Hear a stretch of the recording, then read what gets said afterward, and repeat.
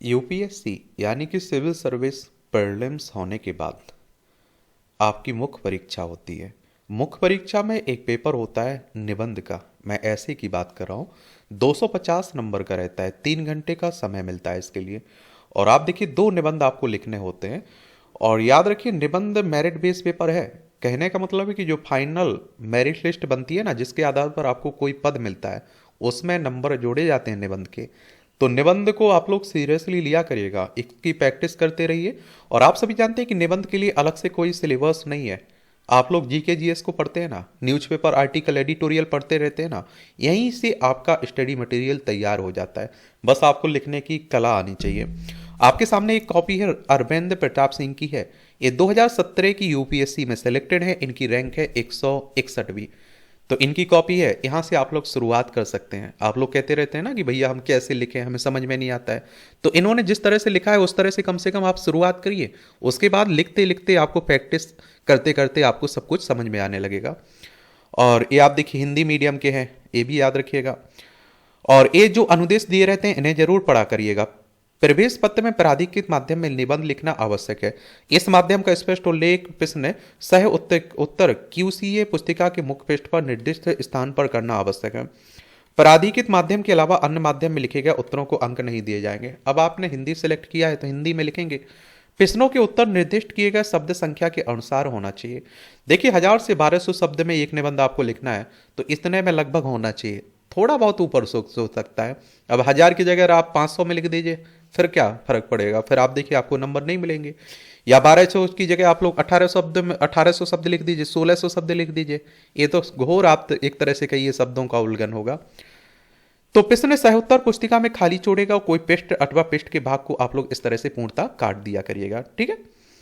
अब आपके सामने देखिए, खंड ए और खंड बी में प्रत्येक में से एक एक चुनकर 2 निबंध लिखिए, जो प्रत्येक लगभग 1000 से 1200 शब्दों में होंगे।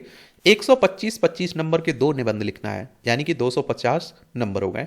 अब देखिए, खंड ए सेक्शन ए है आपके सामने। इसमें 4 टॉपिक आपके सामने दिए गए। इन 4 को बड़े ध्यानपूर्वक पहले पढ़िए। उसके बाद आप लोग जिस टॉपिक आपको पसंद हो, जिस पर आप 1000 से 1200 शब्द लिख सकते हैं, अच्छे से लिख सकते हैं, उससे आप चुनाव करना है। इसमें पहला है, योग बीमारी ही नहीं बल्कि अर्थव्यवस्था को सुधारने की भी क्षमता है। दूसरा है, अन्याय को कहीं भी मौजूदगी सर्वत्र न्याय के लिए खतरा है, अन्याय की। और तीसरा है, निषिद्ध की राजनीति कम व्यवहारिक अधिक आदर्शवादी।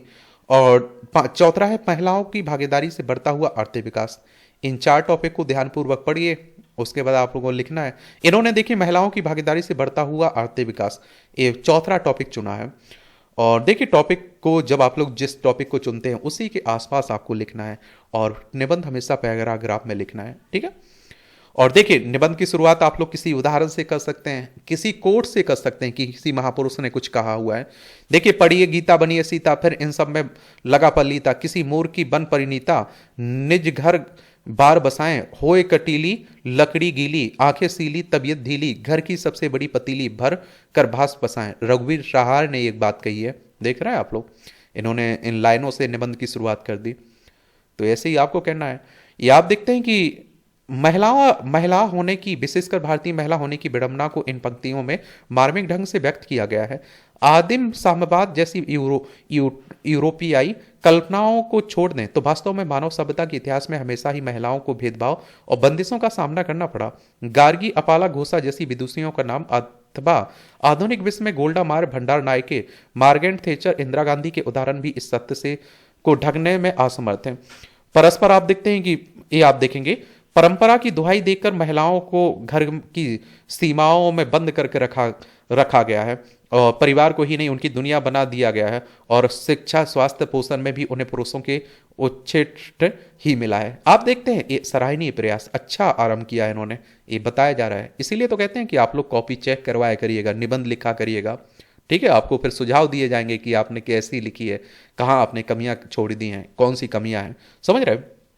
अब घर में ही देख लीजिए आप लोग, महिलाओं के साथ। अब आप देखिए, एक घर में गरीबी है तो आप देखते हैं दूध भी आ रहा है तो वो बेटे को पिला दिया जाएगा, बेटी को नहीं पिलाया दिया जाता है। उस घर में आप देखते हैं कि पैसे की कमी है तो बेटे को पढ़ाने के लिए कहा जाएगा, बेटी को पीछे रखे जाएगा। आप समझ रहे हैं? इस तरह का भेदभाव शुरुआत से रहा है।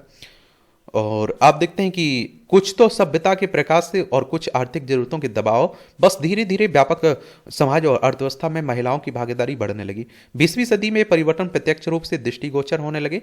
विकसित कहे जाने वाले ब्रिटेन ने 1918 में मुसलमान किसे महिलाओं को मताधिकार, ये आप देखिए मताधिकार प्रदान किया, और विश्व युद्धों में महिलाएं घर से बाहर निकली। और अब हमारे समय में अर्थात उदारीकरण, निजीकरण, वैश्वीकरण के दौर में तो महिलाएं घर क्षेत्र में अपने स्वप्न साकार करने के लिए उन्मुक्त रूप से उड़ान भर रही हैं।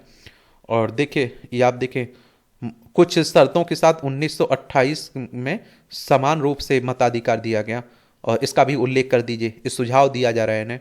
समझ रहे हैं आप लोग। और मैं तो कहता हूं देखिए एक सिक्के के दो पहलू हैं, एक रथ के दो पहिए हैं, एक तरह से महिला और पुरुष। आप किसी भी तरह से महिलाओं को पीछे रखकर तरक्की नहीं कर सकते हैं, चाहे वो समाज हो, चाहे परिवार हो, चाहे राज्य हो, चाहे देश हो, चाहे दुनिया हो। समझ रहे हैं आप लोग। ये आप देखिए भागीदारी के लिए महिलाओं की यह यात्रा में मैं नीर भरी दुख की बदली, उमड़ी कल थी मिट आज चली से प्रारंभ हुई थी, और आज यह जिज्विसा अर्थव्यवस्था ही नहीं वर्ण समाज के हर क्षेत्र में अवनी छाप छोड़ने के लिए आतुर है। समझ रहे हैं आप लोग कि नहीं समझ पा रहे हैं आप लोग। और आप देखिए आर्थिक विकास में महिला भागीदारों की भागीदारी के क्यों आवश्यक है, इस पर भी चर्चा करना है। इस सुझाव दिया जा रहा है, ये तोड़ दो यह बंद और मैं भी देख लूं उस और क्या है। इस पृष्ठभूमि में यह तो स्पष्ट है कि महिलाओं के रूप में आधी जनसंख्या को भागीदारी की जो स्वतंत्रता मिल रही है उससे आर्थिक विकास की गति दी है, पर साथ ही साथ हमें यह भी समझना होगा कि आर्थिक विकास की जरूरतों ने ही महिलाओं की, ये आप देखते हैं कि क्या महिलाओं की स्वतंत्रता के लिए नए दरवाजे खोले हैं। अगर पितर सत्तात्मक मानसिकता को किसी ने सबसे ज्यादा बदला है तो अर्थ प्रधान होती संस्कृति ने। प्रसिद्ध नारीवादी जर्मन ग्रीक शब्दों में पुरुष आज अधिक उदार दिख रहा है, तो इसलिए नहीं कि उसने फेमिनिस्ट रवैया अख्तियार कर लिया, और बल्कि इसलिए कि आर्थिक दबावों ने उसे ऐसा करने के लिए मजबूर कर दिया। हम इन दोनों पक्षों पर क्रमशः विचार करेंगे। वस्तुतः आर्थिक विकास में महिलाओं की भागीदारी उसी क्रम में लगातार बढ़ती गई, और जिस क्रम में शारीरिक श्रम का महत्व कम होता गया। आज भी महिलाओं की भागीदारी कृषि और उद्योग में अपेक्षाकृत कम है, क्योंकि सेवा क्षेत्र की तुलना में ये दोनों क्षेत्र अधिक श्रम गहन है। फिर भी तकनीक के बढ़ते प्रयोग और शिक्षा के प्रसार ने कृषि के महिलाकरण की प्रवृत्ति को बढ़ाया है, और इस प्रवृत्ति से आर्थिक विकास को दोहरी गति मिली है। एक तो आप देखिए महिलाओं की कृषि में भागीदारी बढ़ी, और दूसरा कि पुरुष अधिक लाभदायक क्षेत्र में काम करने के लिए स्वतंत्र हुआ है। कृषि के साथ साथ महिलाओं की भागीदारी पशुपालन, स्वयं सहायता समूह, कृषि से जुड़े कुटीर उद्योगों में बढ़ी है। भारतीय महिलाओं का Lijjat Papad, Ila Bhatt self employed women's association या आनंद से प्रारंभ हुआ अमूल सहकारी आंदोलन सभी इन भागीदारी और आर्थिक विकास के प्रत्यक्ष उदाहरण है। या आप देखिए वैश्विक संदर्भ में श्रम बल में महिलाओं की भागीदारी आर्थिक विकास, और आप देखिए विकसित और विकासशील देशों में महिलाओं की भागीदारी, श्रम बल की भागीदारी, आर्थिक विकास अंतर की भी चर्चा करें, ये यहाँ सुझाव दिया जा रहा है।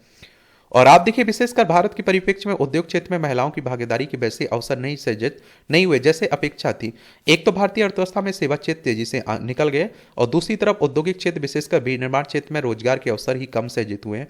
फिर भी निर्माण उद्योग और संगीत क्षेत्रों में महिलाओं की भागीदारी बढ़ी है। यहाँ विडंबना यह है कि महिलाओं के साथ होने वाले भेदभाव ने भी आर्थिक विकास की गति दी है। महिलाओं की भागीदारी ने जहां श्रम के विकल्प बढ़ाए, वहीं महिलाओं को कम वेतन पर रखने की प्रवृत्ति ने श्रम को कृत्रिम रूप से सस्ता बना रखा है। उदारीकरण के इस दौर में महिलाओं की सर्वाधिक भागीदारी सेवा क्षेत्र में संभव हुई है, और सेवा क्षेत्र ही भारत की वृद्धि का इंजन भी सिद्ध हुआ है।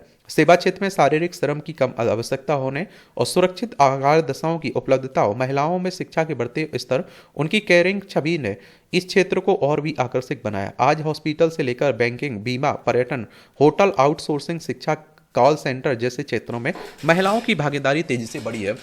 उदाहरण के लिए भारत में आप देखते हैं कि अरुंधति ये भट्टाचार्य और चंदा कोचर जैसी महिलाएं बैंकिंग क्षेत्र में सर्वोच्च पदों पर विराजमान है। ये उस समय की बात हो रही है। और आप देखते हैं कि वर्तमान में जो भी महिलाएं हैं जो अच्छे क्षेत्र में हैं, उनका भी उल्लेख कर दिया करिएगा। हॉस्पिटलिटी इंडस्ट्री में तो महिलाओं की कुल भागीदारी पुरुषों से भी अधिक है। कुछ अन्य क्षेत्रों के संबंधित उदाहरणों का भी समावेश करें। इंदिरा गांधी, सोनिया गांधी, साइना नेहवाल और दीपा कर्माकर, पीवी सिंधु इत्यादि का भी उल्लेख कर दीजिए। महिलाओं की भागीदारी ने आर्थिक विकास को प्रत्यक्ष और परोक्ष दोनों ही रूपों में गति प्रदान की है। परोक्ष इस रूप में कि परंपरा से ही महिलाओं में बचत और परिवार में निवेश की प्रवृत्ति अधिक रही है, और प्रत्यक्ष इन रूप में भी कि महिलाओं की भागीदारी से श्रम की उपलब्धता बढ़ी है और प्रतिस्पर्धात्मक में वृद्धि हुई है और कार्यदशाओं में सुधार आया है। यहाँ एक और आयाम पर चर्चा अपेक्षित है। डेनियल गोलमैन के अनुसार जैसा जैसे उत्पादन के स्थान पर प्रबंध को महत्व मिलेगा, वैसे वैसे श्रम के स्थान पर भावनात्मक बुद्धिमत्ता का प्रभाव बढ़ेगा, और महिलाओं में स्वभाव भावनात्मक बुद्धिमत्ता पुरुषों से अधिक होती है। इस रूप में आप देखिए, अर्थव्यवस्था और अर्थ विकास में महिलाओं की भागीदारी को रोकना अब संभव भी नहीं है। और यहाँ पर यह प्रश्न आप देखते हैं कि उठ पूछना भी आवश्यक हो जाता है कि क्या सामाजिक, सांस्कृतिक, राजनीतिक और पर्यावरणीय विकास के बिना आर्थिक विकास संभव है?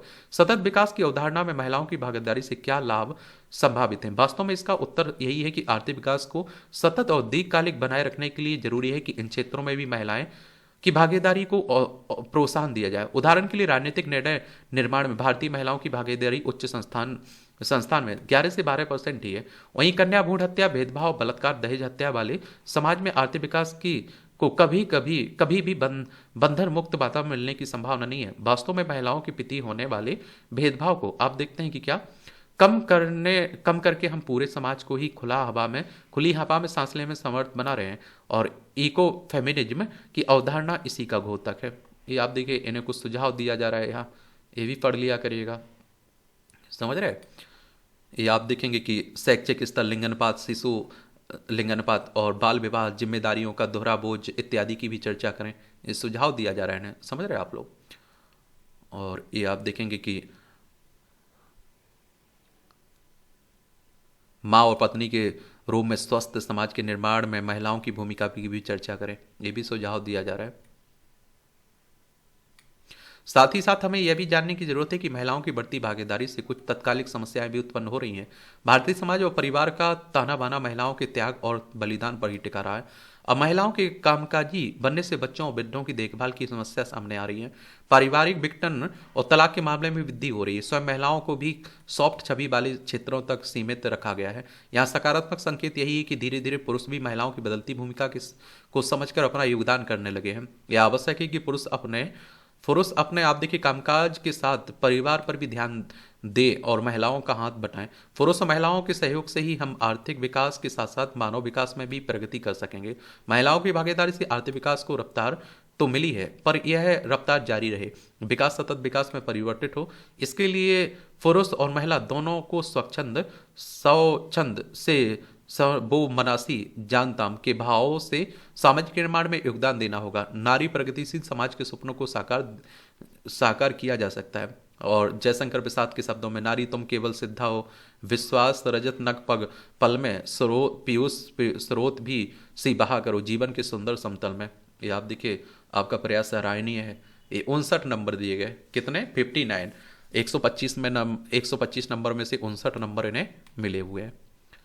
आप लोग कुछ सुझाव दीजिए, सुझाव देना हो तो। ये आप देखिए, खंड भी है, सेक्शन भी है, इसमें भी आपको 4 ऑप्शन दिए गए। क्या दिए गए? 4 एक तरह से टॉपिक दिए गए, इनमें से आपको एक चुनना है। पहला कह रहा है कि भारत को पहले खाद्य सुरक्षा फिर परमाणु सुरक्षा की आवश्यकता है। दूसरा कह रहा है जीएसटी सामान्यीकृत बाजार की ओर एक कदम। तीसरा कह रहा है भारत में भूजलीय क्षेत्रों का प्रबंधन थोड़ा किया गया, अधिक किए जाने की आवश्यकता। 4 कह रहा है ग्रामीण प्रगति को बचाए रखते हुए गांव का विकास। तो इन्होंने चौथा टॉपिक चुना है, ग्रामीण प्रगति को बचाए रखते हुए गांव का विकास। तो आप देखिए, ग्रामीण प्रगति को बचाए रखते हुए गांव का विकास विषय ऊपर से देखने में जितना साधारण प्रतीत होता है, वास्तव में इसमें जटिलता की उतनी ही परतें अंतर्निहित हैं। अब आप देखिए, अपनी भाषा में निबंध लिखना है, निबंध में ही तो छूट होती है कि आप अपने हिसाब से लिखना है, समझ रहे हैं आप लोग। और आप देखिए, वस्तुतः इसमें जटिलता की उतनी ही परतें अंतर्निहित हैं। यह विषय परंपरा और आधुनिकता, विकास और पर्यावरण, सामुदायिक और नागरिक बोध जैसे इन द्वंद्वों में को भी स्पर्श करता है। इसलिए आवश्यक है कि जिस ग्रामीण प्रकृति को बचाने की आवश्यकता का जिक्र किया गया है, उसके संबंध में हम आधुनिक भारत के 2 निर्माताओं महात्मा गांधी और बाबा साहब अम्बेडकर के विचारों को समझने के बाद ही आगे बढ़े। ग्रामीण भारत के बारे में महात्मा गांधी का मानना था कि भारत तो उन्हीं 6 लाख गांव में ही बसता है। सामुदायिक सद्भाव, अहिंसा और अपरिग्रह जैसे मूल्यों के कारण गांधी जी ने औद्योगिक होती सभ्यता में गांव को अत्यंत आशा से देखते थे। वहीं डॉक्टर भीमराव अम्बेडकर का मानना था कि गांव पिछड़ेपन का भंडार है, वहाँ जातिगत पूर्वाग्रह, भेदभाव, हिंसा और अंधविश्वास, कर्मकांड जैसे अनेक बुराइयां ये विद्यमान हैं। ये आप देखते हैं कि इसमें ग्रामीण आबादी कृषि निर्भरता का उल्लेख करते हुए गांव के महत्व की भी चर्चा करें, ये सुझाव दिया जा रहा है इन्हें, देख रहे हैं आप लोग ये विकास करना। इसमें आप देखें इस द्वंद्व का ही परिणाम था कि तत्कालिक रूप से ग्राम पंचायतों संबंधी प्रावधान को नीति निर्देशक तत्व के अंतर्गत रखा गया और यद्यपि 1990 के दशक में 73वें और 74वें संविधान संशोधन के माध्यम से इसे पूर्ण रूप देने का प्रयास किया गया। और खैर उपयुक्त दृष्टि से यह भी जरूरी है कि हम ग्रामीण प्रकृति के ऐतिहासिक विकास को भी समझें। वस्तुतः ग्रामीण भारत की कल्पना बंद अर्थव्यवस्था वाले गांवों के समूहों के रूप में की जाती है। अब अर्थात को ने होए हम हर में कहानी के रूप में भारतीय गांव ऐसे कभी नहीं रहे। सिंधु सभ्यता के समय से ही शहरी और ग्रामीण इलाकों में संवाद चलता आ रहा है। ब्रिटिश काल में भूमि और कृषि के वर्गीकरण ने गांव के एकाकीपन को बिल्कुल आप देखते हैं कि समाप्त कर दिया। ऐसे में ग्रामीण प्रकृति की शहरी प्रकृति से बिल्कुल ही भिन्न और विपरीत छवि गढ़ना ठीक ना होगा। और इसलिए आप देखेंगे कि यह तथ्य भी रेखांकित करने योग्य है कि गांव का विकास करते समय ग्रामीण प्रकृति को बचाए रखने की आवश्यकता तो है, परंतु आधुनिक ज्ञान विज्ञान से मिलने वाले लाभों के माध्यम से ग्रामीण प्रकृति में सकारात्मक बदलाव लाना भी हमारा कर्तव्य है। प्राचीन कालीन सभ्यताओं के उदय एवं विकास में आप देखिए ग्रामीण अर्थव्यवस्था में योगदान की चर्चा करें, ये सुझाव दिया जा रहा है। ब्रिटिश कालीन भारत में ग्रामीण अर्थव्यवस्था में हुए परिणामों की भी चर्चा करें। यह दृष्टिकोण हमें गांव और शहर दोनों को देखने की नई दृष्टि देता है। ऐसी दृष्टि प्रकृति को सुरक्षित रखते हुए परस्पर पूरक बनकर उभरते हैं। यह दृष्टि हमें सिखाती है कि हम गांव का विकास करते समय उस सब को बचाए जाने की जरूरत है जो सकारात्मक है और उस सब को बदलने की जरूरत है जो पिछड़ेपन का पर्याय है। उदाहरण के लिए उस सामाजिक रूप से ग्रामीण प्रकृति से उस तत्व को पलटने की जरूरत है जो जातिगत भेदभाव या ऑनर किलिंग की खबरें बनकर हमारे सामने आता है और आप क्या होता है सामने आता है। और वहीं सामुदायिकता की भावना, सांप्रदायिकता सद्भाव को बचाए रखने की जरूरत है। सांप्रदायिक हिंसा के लगभग सभी उदाहरण शहरी क्षेत्रों में ही संबंधित होते हैं और इस तत्व को झुठलाया नहीं जा सकता है। आर्थिक क्षेत्र में ग्रामीण भारत की सर्वाधिक महत्वपूर्ण भूमिका उसके अन्नदाता होने में है। वैसे भी भारत की 60% से अधिक जनसंख्या कृषि और समृद्धि कार्यों में संलग्न है। इसी अर्थ में कवि ने पास ने लिखा है कि भारत मेरे सम्मान का सबसे महान शब्द जब इस्तेमाल होता है शेष सभी शब्द अर्थहीन हो जाते हैं। यह भारत किसी दुसेंद से संबंधित नहीं वरन खेतों में दायर है और जहाँ अन्न उगता है सेंध लगाती है। जहाँ आज भी कोई किसान, या आप देखिए कोई किसान पेड़ की छाया देखकर समय मापता है। आज़ादी के पश्चात ग्रामीण विकास हेतु किए गए प्रयासों की भी चर्चा करें, ये सुझाव दिया जा रहा है। पर आज जब कृषि और किसान दोनों संकट में हैं तो जरूरी है कि कृषि को लाभकारी बनाने के साथ साथ कृषि पर अतिरिक्त दबाव को कम किया है। और रोज विचलित कर देने वाली किसानों की आत्महत्या की खबरें ग्रामीण समाज में परिवर्तन पर जोर देती हैं। प्रतिवर्ष 1 लाख से अधिक कृषक आत्महत्याएं एक राष्ट्र के रूप में हमारे लिए शर्मनाक है। इसलिए आवश्यक है कि कृषि समृद्ध उद्योगों का विकास किया जाए, उपयुक्त श्रम बल को शहरी उद्योगों में लगाया जाए और गांव में भौतिक अवसंरचना, शिक्षा, स्वास्थ्य की सुविधाएं प्रदान की जाए। कृषि प्रसंस्करण उद्योग इनका एक बेहतर संगम है। आप खुद सोच के देखिए, अगर किस लिए गाँव में आते हैं, गाँव से छोड़ के लोग किसान शहरों में लोग क्यों आ रहे हैं, आम लोग क्यों आ रहे हैं? आप देखिए शिक्षा के लिए, स्वास्थ्य के लिए, रोजगार के लिए। अगर आप सोचिए कि ग्रामीण क्षेत्रों में ये सब व्यवस्थाएं कर दी जाएं तो बहुत कुछ है गांव में ही किया जा सकता है। राजनीतिक, सांस्कृतिक, वैचारिक रूप से देखें तो ग्रामीण भारत में आधुनिक शिक्षा, जागरूकता, डिजिटल कनेक्टिविटी और वित्तीय समावेशन से जहां एक तरफ समर्थकारी वातावरण का निर्माण किया जा सकता है, वहीं दूसरी तरफ पिछड़ेपन की शक्तियों से मुक्ति भी मिल सकती है। आर्थिक सुधारों के पश्चात ग्रामीण क्षेत्रों में सकारात्मक आप देखते हैं परिवर्तन तथा विषमताओं और पर्यावरणीय बहस इत्यादि की चर्चा भी करें। और ग्रामीण भारत में परिवर्तन लाने के लिए भारत सरकार द्वारा सांसद आदर्श ग्राम योजना, PM आवास योजना, स्वच्छ भारत मिशन, प्रधानमंत्री कृषि सिंचाई, प्रधानमंत्री फसल बीमा योजना, मृदा स्वास्थ्य कार्ड, E-NAM, साक्षर भारत, प्रधानमंत्री ग्रामीण सड़क योजना आदि का उद्देश्य वास्तव में ग्रामीण भारत की प्रकृति को संरक्षित रखते हुए आधुनिक विकास की सुविधाएं उपलब्ध कराना है। ये आप लोग सरकार के प्रयास के रूप में, पहल के रूप में लिख सकते हैं। ग्रामीण भारत पर चर्चा के क्रम में हमें शहरी भारत की ओर भी दृष्टिपात कर लेना चाहिए। शहरी भारत के लिए कवि केदारनाथ सिंह ने सटीक ही कहा, वह शहर की जिसकी जिद है और सीधी सादी ज्यादा से ज्यादा सुविधा, सुख, आज़ादी, तुम कभी देखना इसे सुलगते क्षण में और यह अलग अलग दिखता है हर दर्पण में। आज शहरों को जनसंख्या का दबाव, अवसंरचना की कमी, प्रदूषण से लेकर अपराध, अविश्वास, पारिवारिक विघटन जैसी समस्याओं का सामना करना पड़ता है। दिन प्रतिदिन ये समस्याएं और गहरी होती हैं। जो नागरिकता बोध शहरी भारत में ने अर्जित किया है वह भी एकांगी है। ऐसे नागरिकता बोध पर व्यंग करते हुए अज्ञे ने लिखा, साहब तुम सब तो हुए नहीं, नगर नगर में बसना भी तुम्हें नहीं आया। एक बात पूछूं उत्तर दोगे, फिर कहाँ सीखा इतना डसना, विष कहाँ पाया। देख रहे हैं आप लोग।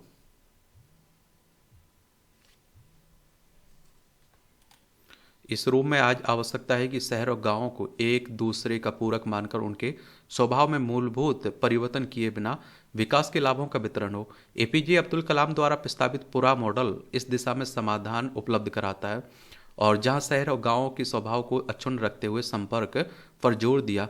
यह संपर्क आर्थिक सामाजिक के साथ साथ वैचारिक भी होगा। तभी हम ऐसे भारत के निर्माण में सक्षम होंगे जो गांधी और अंबेडकर दोनों के सपनों पर खरा उतरेगा। अच्छा प्रयास है, देख रहे हैं, अच्छी पहल की है। 48 नंबर मिले हैं 125 नंबर में से, देख रहे हैं। इस तरह से टोटल आप देखते हैं कि इन्हें कितने नंबर मिले हैं 250 नंबर में से, ये जान लीजिए। ये आप देखिए 107 नंबर मिले हैं। कितने? 107 नंबर मिले हैं। अब आपका कोई सवाल हो, मेरे लिए सुझाव हो, तो ज़रूर आप लोग बता सकते हैं। और आप लोग प्रयास करते रहिए, मेहनत करते रहिए, समझ रहे हैं आप लोग। बाकी मेरी शुभकामनाएं हैं आप लोगों को। मेहनत करिए, अटूट मेहनत करिए एक तरह से। धन्यवाद।